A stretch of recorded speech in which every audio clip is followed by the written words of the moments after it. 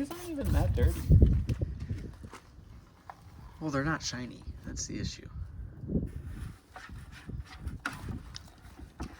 So I suckered Matt into polishing the wheels on my wagon because they're kind of ugly and nasty.